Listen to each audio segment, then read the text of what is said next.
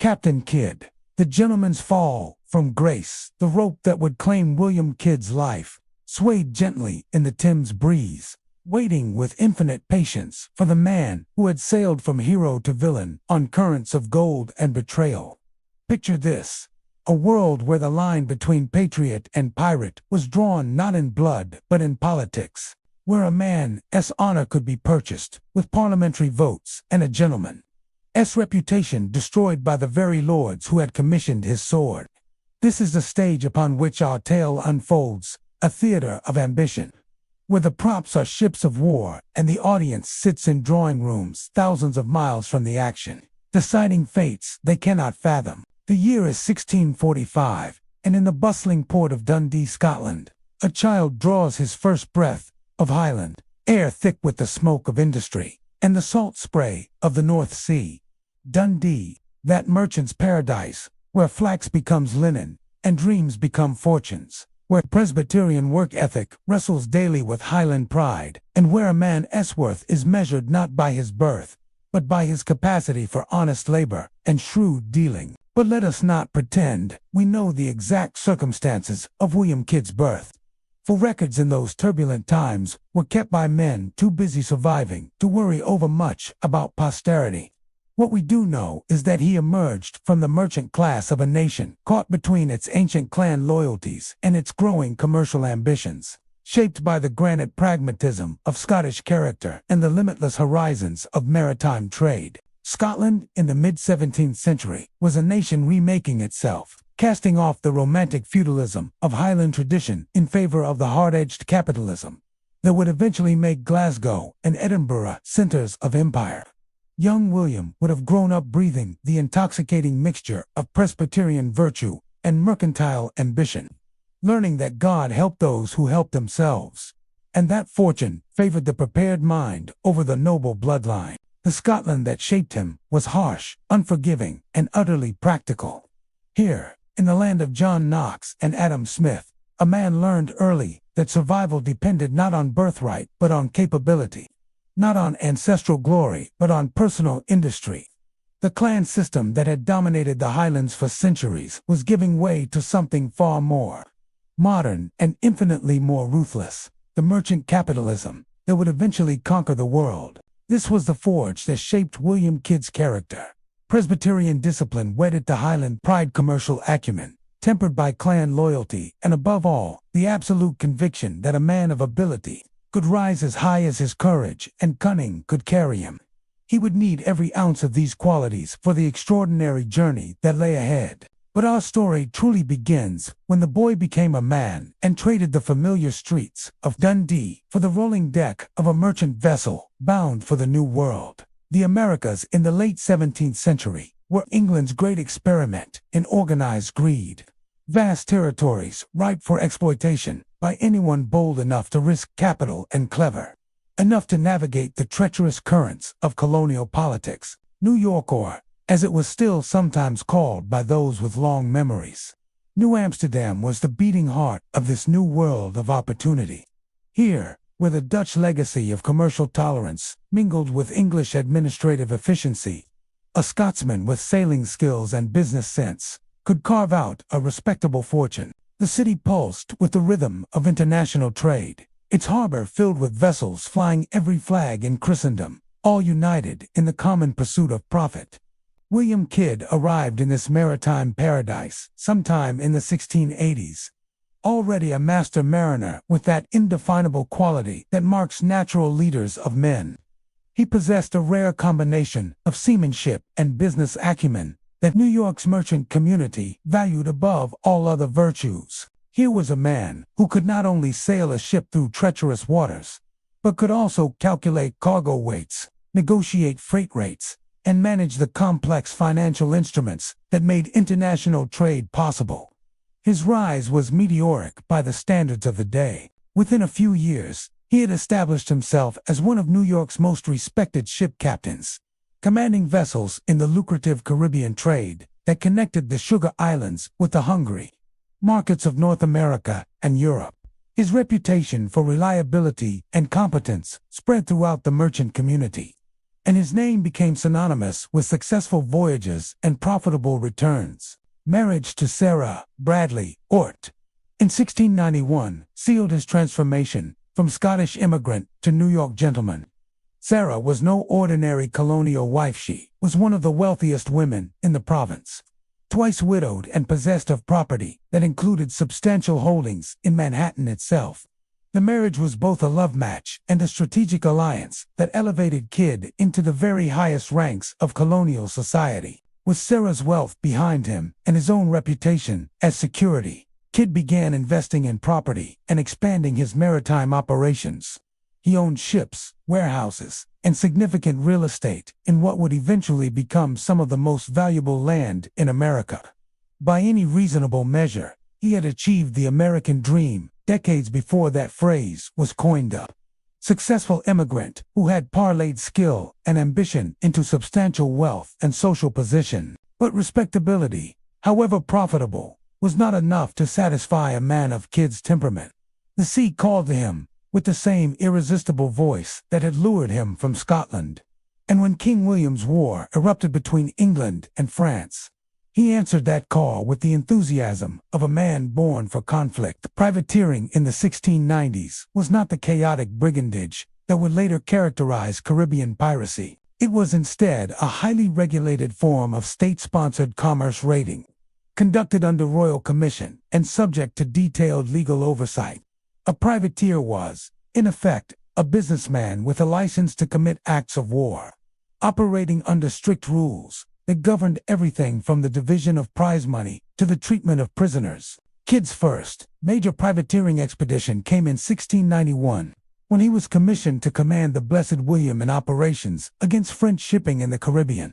The venture was immediately successful, netting substantial prizes that were divided according to established formula among the crew, the ship's owners, and the crown. More importantly, it established Kidd's reputation as a fighting captain capable of both tactical brilliance and strategic thinking. His greatest triumph came in 1695 during the War of the League of Augsburg. But even as Kidd was establishing himself as one of the most successful privateers in American waters, forces beyond his control were reshaping the world in which he operated. The end of King William's War in 1697 brought peace between England and France. But it also brought unemployment to thousands of experienced naval officers and privateers who suddenly found their services no longer required by legitimate governments.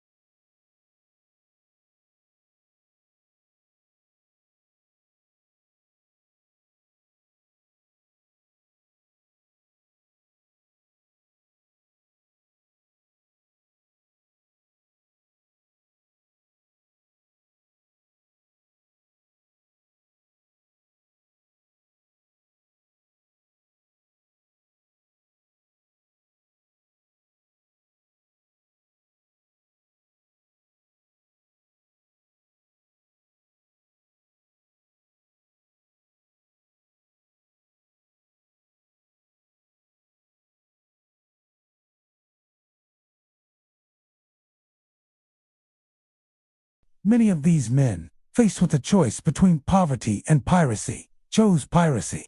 The Caribbean became infested with former privateers who continued their maritime careers under the black flag rather than the red ensign. The very skills that had made them valuable servants of the crown now made them dangerous enemies of all legitimate commerce. It was in this context that some of the most powerful men in England conceived a plan that would ultimately destroy William Kidd. The idea was seductive in its simplicity.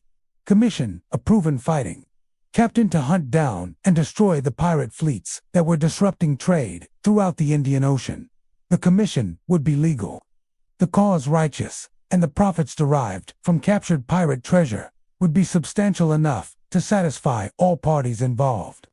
The syndicate that backed this venture read like a directory of English power and influence. Richard Coote, Earl of Bellamont and newly appointed Governor of New York. The Earl of Orford, First Lord of the Admiralty.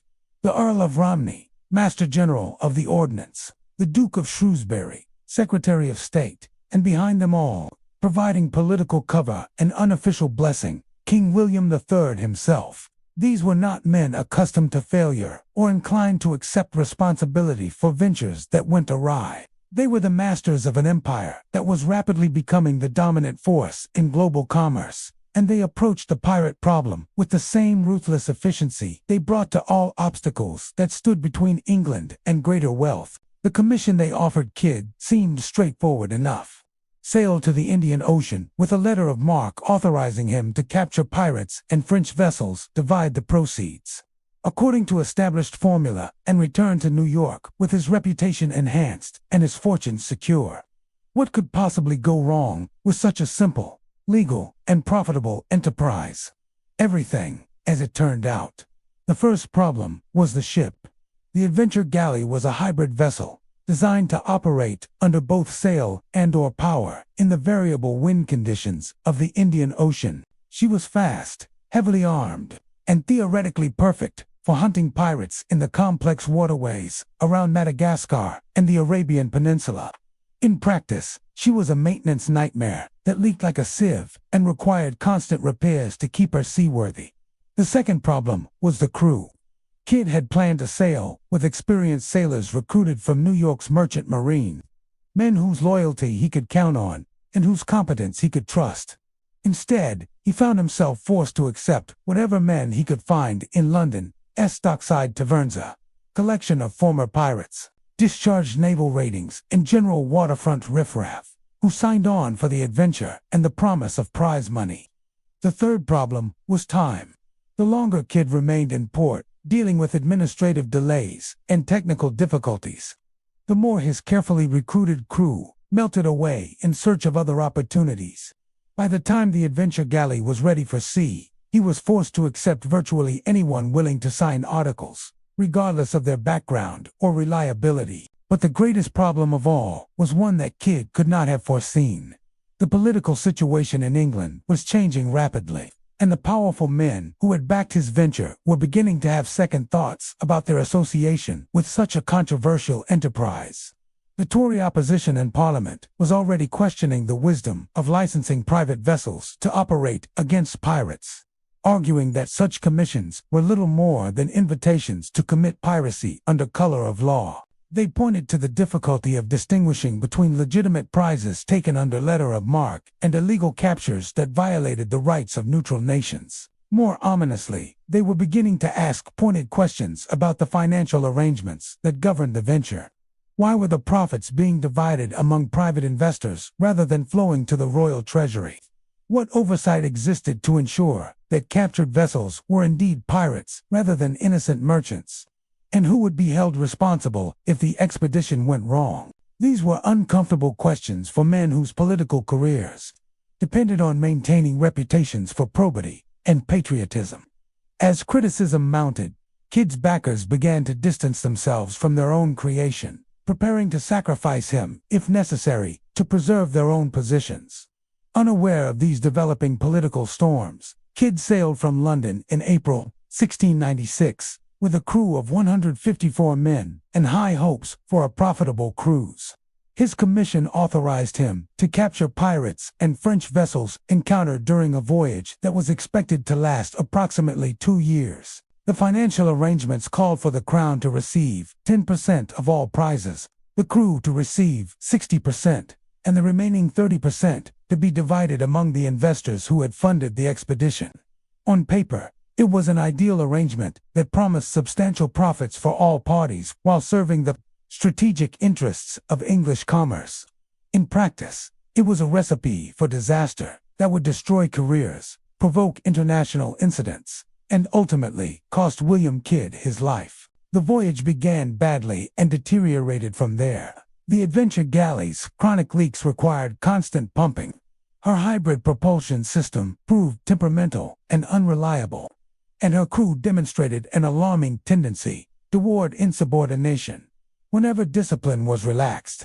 Worse still, the Indian Ocean proved surprisingly empty of both pirates and French prizes, leaving Kidd with mounting expenses and nothing to show for his efforts. Months passed without a significant capture. The crew grew restless as their promised shares of prize money failed to materialize. Ship's stores ran low, and the tropical climate took its toll on men unaccustomed to the brutal heat and humidity of the Arabian Sea. Discipline began to break down as sailors questioned whether their captain possessed either the skill or the luck necessary to make their voyage profitable. The first serious crisis came when a group of sailors attempted to desert in Madagascar, that pirate paradise where lawless men could disappear into communities of fellow outcasts beyond the reach of any legitimate authority. Kidd was forced to use armed force to prevent wholesale desertion, but the incident demonstrated just how precarious his position had become. His authority depended entirely on success, and success seemed increasingly elusive as the months dragged on without significant captures. The crew had signed on expecting quick profits and easy prizes, not the grinding routine of endless sailing in search of enemies who seemed to have vanished from the sea. Their loyalty, such as it was, would last only as long as their hopes for enrichment. It was in this deteriorating situation that Kidd made the first of several decisions that would ultimately doom him. Faced with the choice between returning empty-handed to face his disappointed backers or continuing the hunt in waters where the distinction between pirates and legitimate merchants was increasingly unclear, he chose to continue. The decision was understandable but fatal. A more cautious commander might have cut his losses and returned to London with whatever small prizes he had managed to capture, accepting modest profits rather than risking everything on increasingly desperate gambles.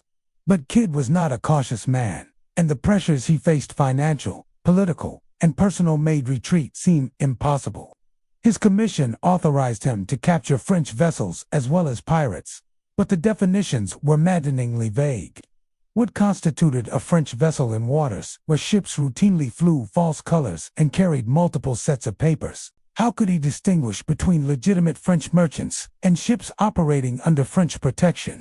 And what was he to do when vessels carried passes from multiple nations, as was common in the complex world of Indian Ocean commerce? These questions would prove crucial when Kidd encountered the Quedagh Merchant, a 400-ton ship flying Armenian. Kidd chose to interpret his commission broadly, and the Quedagh Merchant's French passes provided sufficient legal justification for his actions. But he also made a critical error. He failed to send the vessel back to England for adjudication by an admiralty court, instead keeping her as part of his squadron while he continued his cruise. This decision, while tactically understandable, would prove legally disastrous. Under the complex web of maritime law that governed such matters, captured vessels were supposed to be brought before appropriate courts for formal condemnation proceedings. Only after such proceedings could the capturing vessel's crew claim legal title to their prize and its cargo. By keeping the Quedagh Merchant with him, Kidd was essentially acting as his own admiralty court, a practice that might have been overlooked if his mission had been completely successful, but would later be seized upon by his enemies as evidence of criminal intent. He was operating in a legal gray area where established precedent provided little guidance and political considerations ultimately mattered more than maritime law. The capture of the Quedagh Merchant also marked the point where Kidd's crew began to view him with active suspicion rather than mere disappointment. From Kidd's perspective, the delay was both legally necessary and tactically prudent. The prizes could not be formally distributed until they were condemned by an appropriate court, and he had no way of knowing whether his commission would be honored by the authorities in London. Given the political delicacy of his situation, he needed to return with absolutely clean hands and impeccable documentation for every action he had taken. From the crew's perspective, however, the delay looked suspiciously like an attempt to cheat them of their rightful shares. They had risked their lives in the capture and were entitled to immediate gratification, not legal niceties that might stretch on for months or years. Their suspicions were inflamed by rumors that Kidd was planning to claim the entire prize for himself and his backers, leaving the actual fighting men with nothing but empty promises. The situation deteriorated rapidly as the crew began to question not just Kidd's judgment, but his fundamental honesty. Discipline collapsed as sailors openly defied orders and discussed the possibility of replacing their captain with someone more sympathetic to their interests. The ship became a powder keg where any spark might trigger an explosion that would destroy what remained of Kidd's authority. That spark came in October 1697 when Kidd struck and killed his gunner, William Moore.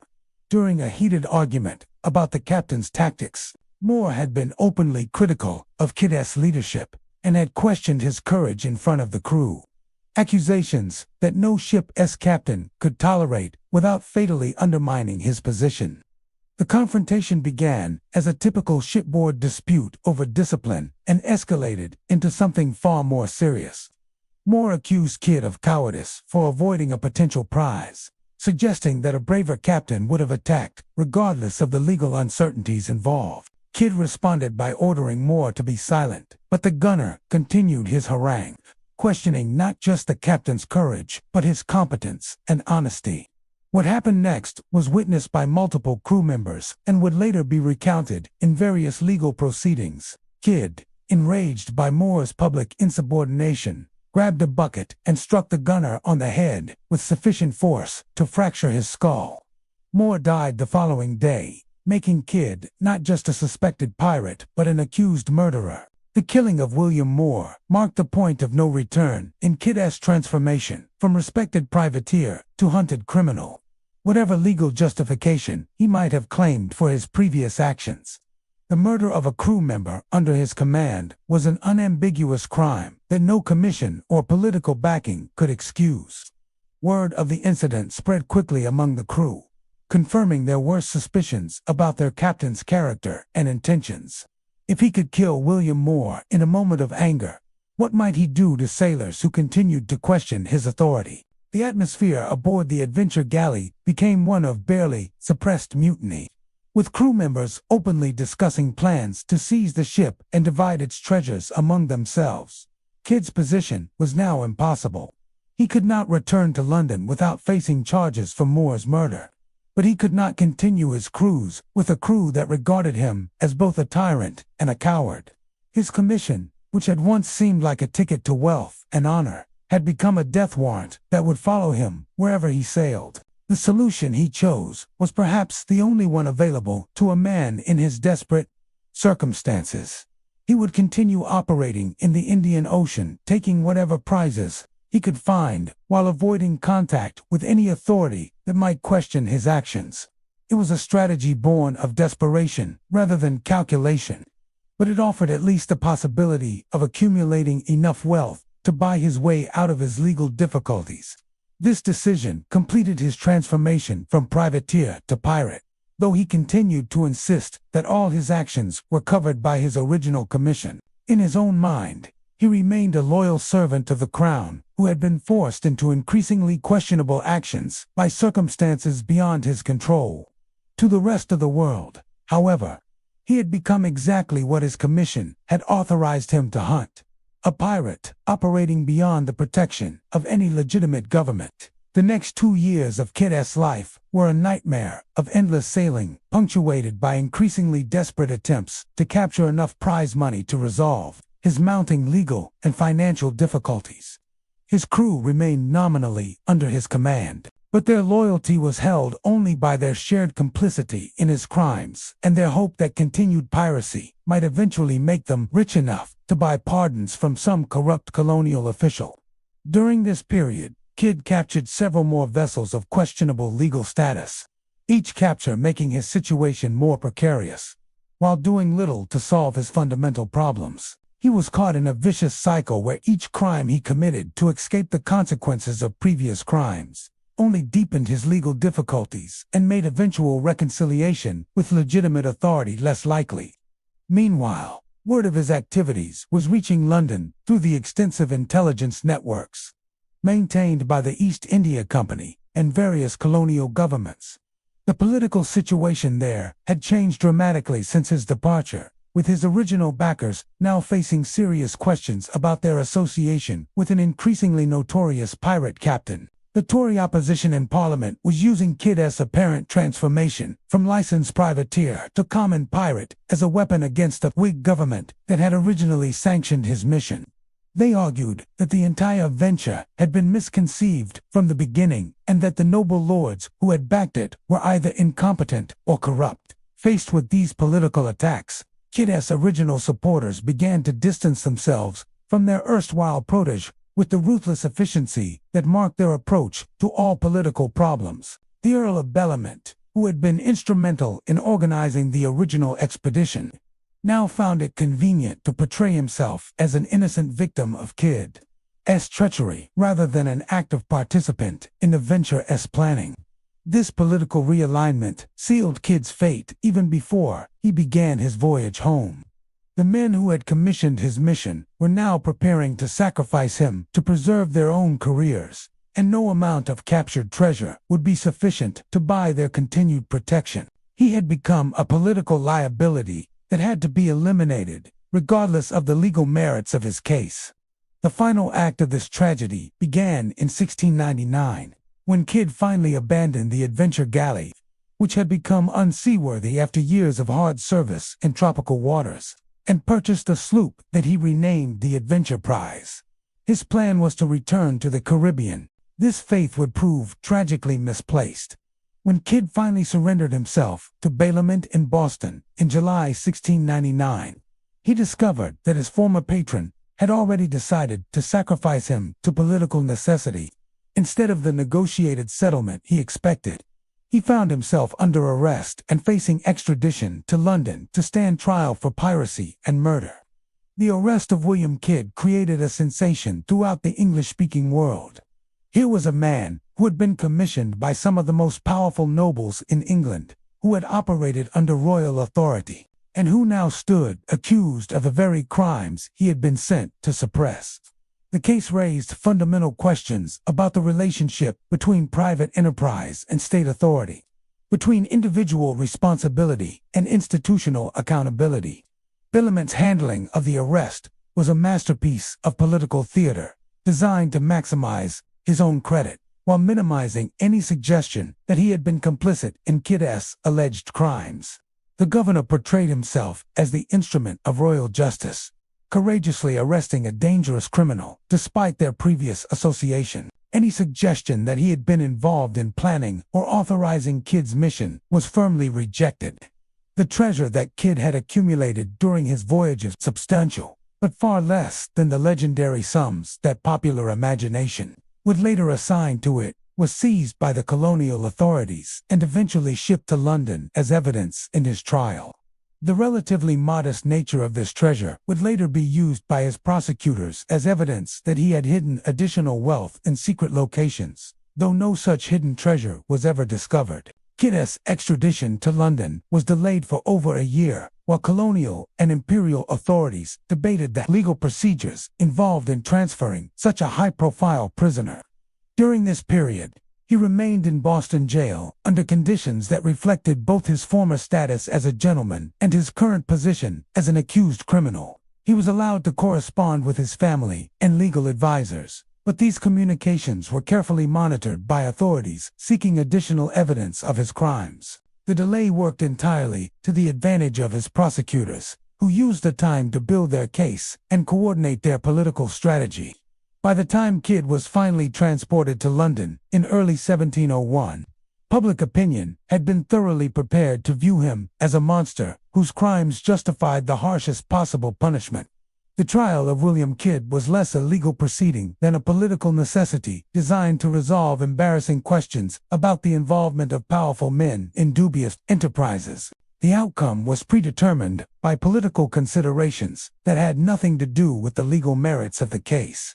and the proceedings themselves were carefully orchestrated to minimize any damage to the reputations of Kid's former backers.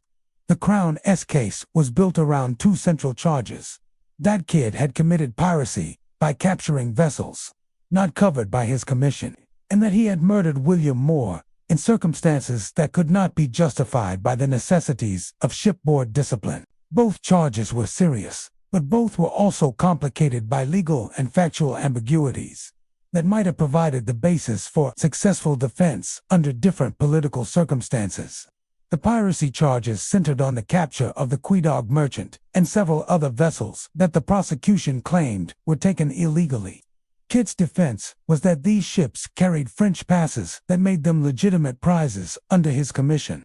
But he was prevented from presenting much of his documentary evidence by legal technicalities that had clearly been arranged to favor the prosecution. The murder charge was even more problematic for the Crown, since it required proving not just that Kid had killed Moore, but that the killing was not justified by the circumstances of shipboard discipline. Contemporary maritime law recognized a captain's right to use force to maintain order, and the boundaries of such authority were notoriously unclear in practical situations. Under normal circumstances, these legal complexities might have provided the basis for a vigorous defense that could have raised reasonable doubt about Kid's guilt on both charges. But these were not normal circumstances, and Kid was not receiving a normal trial. He was being sacrificed to political necessity by men who needed his conviction to protect their own careers. The most telling aspect of the trial was the prosecution's refusal to allow Kid to present evidence that might have implicated his original backers in the planning of his mission. Documents that could have shown the true nature of his instructions were ruled inadmissible, and witnesses who might have testified about the political context of his commission were not called to testify. This selective presentation of evidence ensured that the trial would focus narrowly on Kid's individual actions while ignoring the broader context that might have explained or justified those actions. The man who stood in the dock was portrayed not as an agent following orders, but as a rogue operator who had betrayed the trust placed in him by innocent and well-meaning patrons. Kid's own testimony revealed both his genuine bewilderment at his situation and his continued faith that truth would ultimately prevail over political expedience. He maintained throughout the proceedings that all his actions had been covered by his commission, and that any errors in judgment had resulted from the impossible circumstances in which he had been forced to operate. His protests fell on deaf ears. The jury that convicted him had been carefully selected to ensure the desired outcome, and the judge who sentenced him to death made clear that the court viewed his case as closed, regardless of any legal technicalities that might complicate the prosecution's narrative. The death sentence was inevitable from the moment political authorities decided that Kid had to be sacrificed to protect more important interests. The trial itself was merely a formality designed to provide legal cover for a decision that had been made on entirely different grounds. William Kidd was hanged at Execution Dock in Wapping on May 23, 1701, before a crowd that included many of London's most prominent citizens. The execution was a public spectacle designed to demonstrate the Crown's determination to suppress piracy and protect legitimate commerce. But it was also a warning to anyone who might be tempted to embarrass powerful men by taking their commissions too seriously. The manner of his death was particularly cruel. The rope broke during the first attempt at hanging, forcing Kid to endure the terror of the scaffold twice before finally succumbing. Whether this was accidental or deliberate, it added a grotesque element to an already shameful proceeding that highlighted the vengeful nature of his punishment.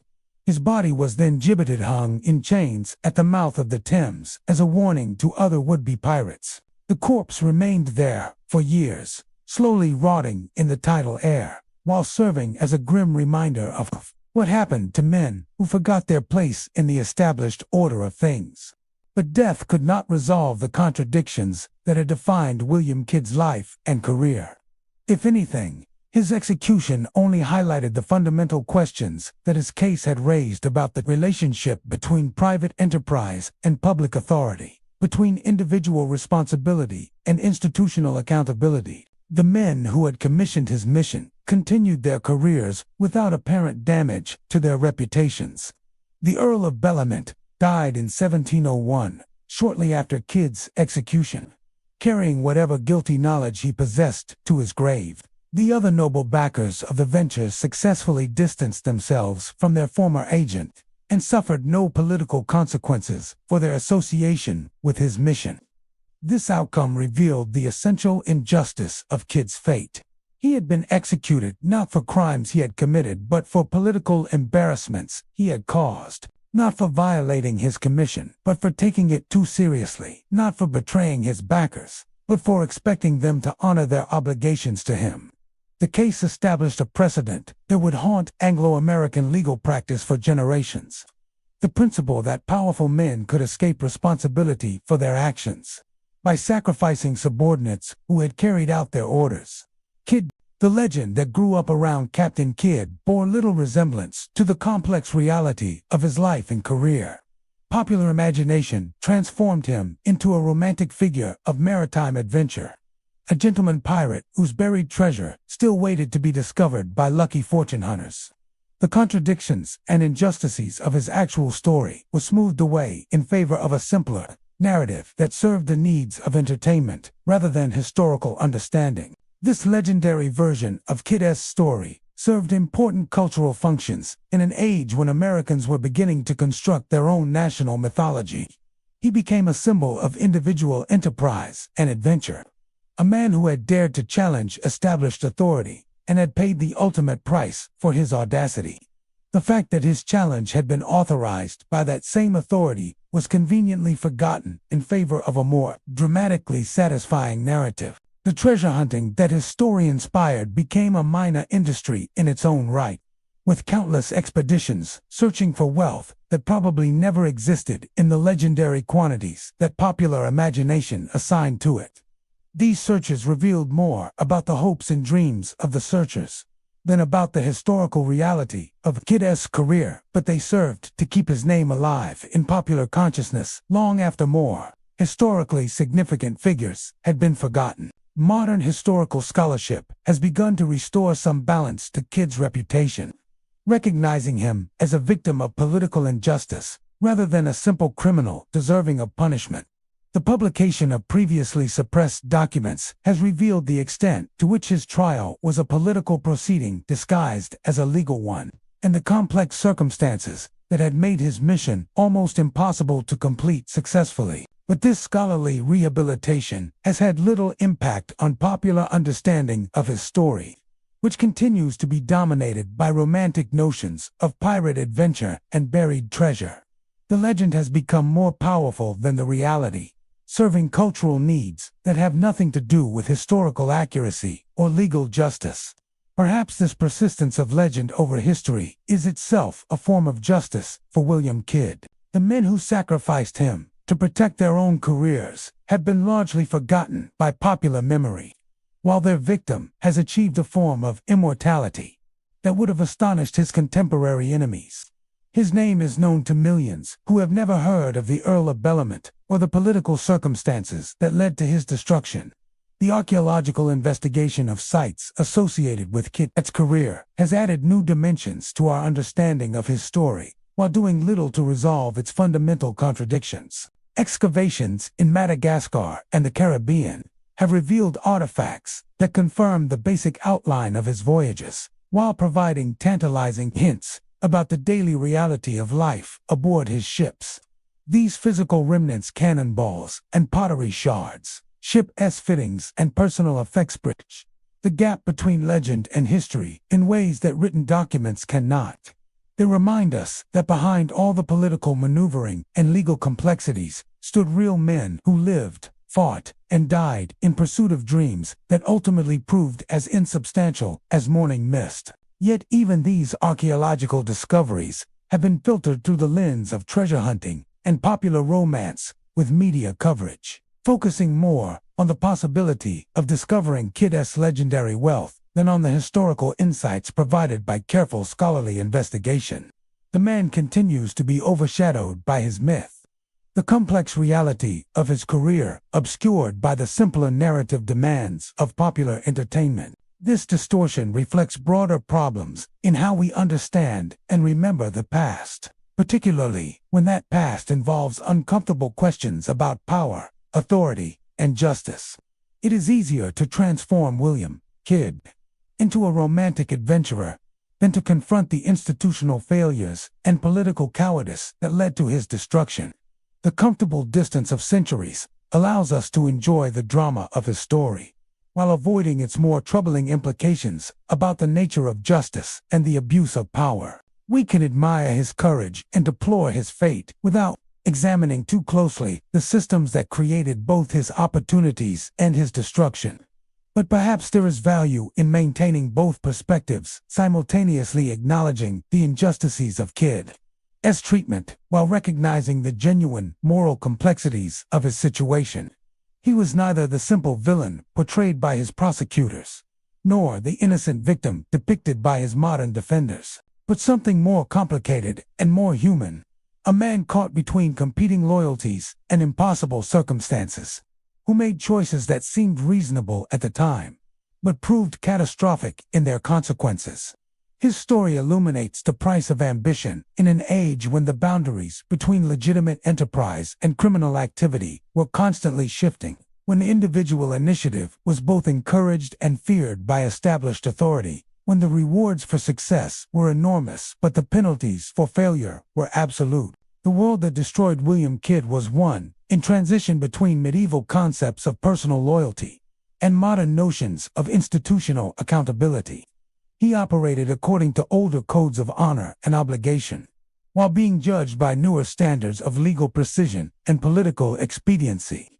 The mismatch between these competing systems of value proved fatal to a man who understood the former but failed to anticipate the latter. In this sense, Kidd's tragedy was emblematic of broader changes that were reshaping English society in the late 17th and early 18th centuries. The personal relationships and informal agreements that had governed political and commercial life for generations were giving way to more systematic and impersonal forms of organization that offered greater efficiency but less protection for individuals caught in their machinery. The East India Company, which played such a crucial role in Kidd's downfall, represented this new form of organization perfectly. It combined the legal privileges of sovereignty with the commercial focus of private enterprise, creating an institution that could exercise governmental powers while remaining accountable primarily to its shareholders rather than to the people it governed. This hybrid nature allowed the company to operate with extraordinary flexibility and efficiency. But it also created opportunities for abuse and exploitation that traditional forms of government might have prevented. Kidd became a victim of this system's contradictions, destroyed by an institution that combined the worst aspects of both public and private authority while accepting responsibility for neither. The broader implications of his case extended far beyond maritime law or colonial administration to touch on fundamental questions about the nature of political authority in an age of expanding commerce and imperial ambition. How could individual rights be protected when power was increasingly exercised by institutions that operated beyond traditional forms of accountability? What recourse existed for men who served faithfully but found themselves abandoned when political circumstances changed? These questions would become increasingly urgent as English imperial expansion accelerated throughout the 18th century, creating countless opportunities for similar tragedies, involving men who served their nation's interests abroad only to be sacrificed to political necessity when those interests shifted or when their methods proved embarrassing to their superiors. Kidd's fate established a template that would be repeated throughout the colonial period. The loyal agent who carried out difficult and morally ambiguous orders, only to be disavowed and destroyed when political circumstances made continued association inconvenient. From India to Ireland, from the Caribbean to North America, the pattern would repeat itself with depressing regularity. Yet the persistence of Kidd's legend also speaks to something more hopeful in human nature: the instinctive sympathy for individuals caught in the grinding machinery of impersonal institutions, the romantic appeal of personal honor in an age of bureaucratic expedience, the enduring fascination with men who dared to live by their own rules, even when those rules led to their destruction. His story resonates across centuries because it captures essential tensions that remain relevant in any age. The conflict between individual initiative and institutional control, between personal loyalty and abstract justice, between the demands of survival and the requirements of moral purity. These conflicts are not historical curiosities, but permanent features of human experience that each generation must navigate in its own way. The legal precedents established by Kidd's trial would influence Anglo-American jurisprudence for generations, generally in ways that strengthened institutional authority at the expense of individual rights. The principle that agents could be held fully responsible for carrying out orders, while their superiors escaped accountability, became embedded in legal doctrine, creating a system that protected power while exposing those who exercised it on behalf of others. This asymmetry of responsibility would prove particularly problematic in colonial contexts, where the distance between decision-makers and implementers made oversight difficult and communication uncertain. Countless colonial administrators, military officers, and commercial agents would find themselves in positions similar to Kidd's cess, forced to make difficult decisions with incomplete information and uncertain backing, only to discover that success brought shared credit while failure brought individual blame. The evolution of international law regarding piracy was also significantly influenced by Kidd's case, with legal scholars using his conviction to establish precedents about the relationship between private commission. More broadly, Kidd's story highlighted the fundamental tensions inherent in any system that attempted to harness private enterprise to serve public purposes. The profit motive that made such arrangements attractive to governments also created incentives for excess and abuse that were difficult to control through legal mechanisms alone. These tensions would become increasingly apparent as European imperial expansion accelerated throughout the 18th and 19th centuries, with chartered companies and private adventurers playing crucial roles in establishing and maintaining colonial dominance. The pattern established in Kidd's case, initial governmental encouragement, followed by official disavowal when things went wrong, would be repeated countless times in various contexts. The personal costs of these institutional failures were enormous, measured not just in individual lives destroyed, but in the broader corruption of legal and political systems that learned to sacrifice justice to expedience. Kidd's execution was not an aberration, but a symptom of deeper pathologies in how power was exercised and accountability assigned in an age of expanding empire. Yet his story also demonstrates the remarkable resilience of human dignity in the face of institutional injustice. Despite everything that was done to destroy his reputation and deny his legitimate claims to consideration, Kidd maintained his essential humanity and his conviction that truth would ultimately prevail over political manipulation. His letters from prison reveal a man who understood exactly what was being done to him, but refused to abandon his principles, even when those principles had clearly failed to provide the protection he had expected. He died insisting on his innocence, not because he was deluded about his situation, but because he recognized that surrendering his integrity would complete the destruction that his enemies had begun. This stubborn adherence to personal honor in the face of institutional betrayal gives Kidd's story its enduring power and explains why popular imagination has transformed him from victim to hero. In an age when individual autonomy was increasingly constrained by bureaucratic requirements and commercial calculations, he represented the possibility of maintaining personal dignity regardless of external circumstances. The treasure that continues to fascinate popular imagination is thus both more and less than the gold and silver that Kidd may or may not have buried in some remote location. The real treasure of his story lies in its demonstration that individual integrity can survive even the most systematic attempts at destruction. That personal honor retains its value even when it brings no practical benefits. That human dignity transcends the political and legal systems that seek to define and control it. This deeper treasure explains why Kidd's legend has proved more durable than the reputations of the men who destroyed him. The Earl of Bellamont and his associates, achieved their immediate political objectives, and protected their careers from the embarrassment of association with a failed venture. But their success was temporary and their victory hollow, for they purchased immediate safety at the cost of long-term reputation. History has vindicated Kidd, not because his actions were all justifiable, but because his treatment was fundamentally unjust. Not because he was innocent of all wrongdoing, but because he was denied the fair hearing that any accused person deserves. The passage of time has made clear what contemporary political pressures obscured: that he was sacrificed not to justice, but to expedience, not to uphold the law, but to protect the powerful from the consequences of their own decisions. This historical vindication carries its own lessons about the nature of justice and the importance of maintaining institutional integrity. Even when political pressures make compromise seem attractive, the men who destroyed Kidd believed they were making a practical decision that would solve immediate problems while creating no long-term difficulties.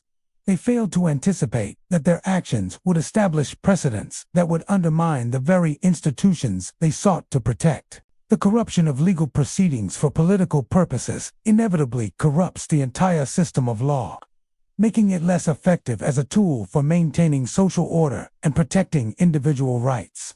The short-term benefits of sacrificing one man to political necessity were far outweighed by the long-term costs of demonstrating that justice was subordinate to power and that legal protections could be ignored when they proved inconvenient. Kidd's case thus serves as a cautionary tale about the dangers of allowing political considerations to override legal principles, even when the individual costs seem manageable and the political benefits appear substantial.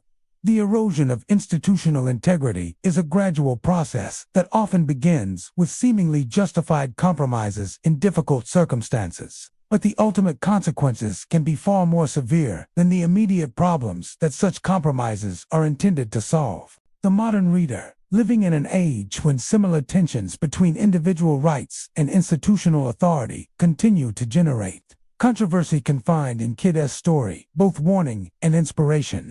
Warning about the fragility of legal protections when they conflict with political necessities, and inspiration from his example of maintaining personal integrity despite overwhelming pressure to surrender it. His legacy is thus more complex and more valuable than either his contemporary enemies or his romantic admirers have generally recognized. He was neither the simple villain nor the noble hero that various interpretations have made him, but something more useful. A human being whose response to impossible circumstances illuminates both the possibilities and the limitations of individual agency in the face of institutional power. The rope that claimed William Kidd's life at execution dock has long since rotted away, but the questions raised by his death continue to swing in the winds of historical memory, reminding each generation that the price of justice is eternal, vigilance against those who would sacrifice it to expedience, and that the true measure of any legal system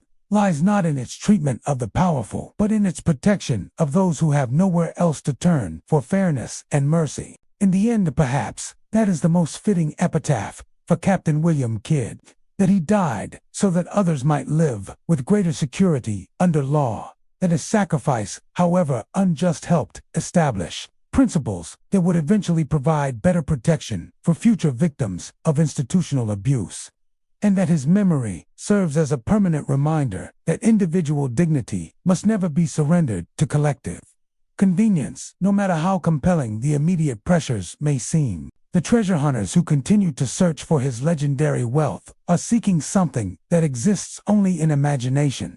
But the real treasure of his story, the example of human courage in the face of systemic injustice, remains available to anyone willing to look beyond romance to the harder truths of historical experience. That treasure, unlike gold or silver, only grows more valuable with time, providing each generation with the resources necessary to face its own challenges to justice and human dignity with the same stubborn integrity that William Kidd maintained until the very end.